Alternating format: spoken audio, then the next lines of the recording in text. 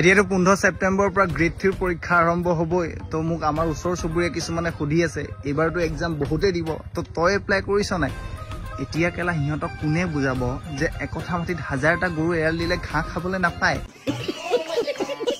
আৰু কিছুমান এনেকুৱা মাক বাপেক আছে নিজৰ ল'ৰা ছোৱালী পঢ়িছে নাই খবৰ নাই কিন্তু গাঁৱত কৈ ফুৰিব আমাৰ এইবাৰ গ্ৰেড 3 পৰীক্ষা দিবতো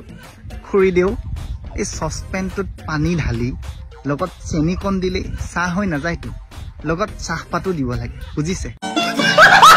আৰু কেইটামানেতো এডমিট কাৰ্ডখন ডাউনলোড কৰি এনেকুৱাকে ষ্টেটাছ ফালিছে যেনিবা সেইখন এডমিট কাৰ্ড নহয় তাৰ এপইণ্টমেণ্ট লেটাৰ হে তাৰ চাকৰি যেনিবা কেলা হৈয়ে গ'ল আৰু কেইটামানে ষ্টেটাছ ফালি আছে বোলে অমুক অমুক ইউনিভাৰ্চিটিত কোনে কোনে পঢ়িছ অমুক অমুক কলেজত কোনে কোনে পঢ়িছ মোক কণ্টেক্ট কৰিবি কেলে তোক কণ্টেক্ট কৰিলে তই কি কেলা শিকাই দিবি হা গোটেই জীৱনটো কেলা লোকৰ বাইকৰ পিছত বহি টিকাৰ চাল এৰুৱাই ঘূৰি ফুৰোতে তাৰ গ'ল সি আকৌ এতিয়া বোলে গ্ৰেড 3 পৰীক্ষা দিয়ে যা বোপাই যা দিব যা তোক কেলা সেই গৰু এৰাল দিয়া ৰছীয়েদি এপইণ্টমেণ্ট লেটাৰখন ডিঙিত ওলমাই পঠাই দিব যা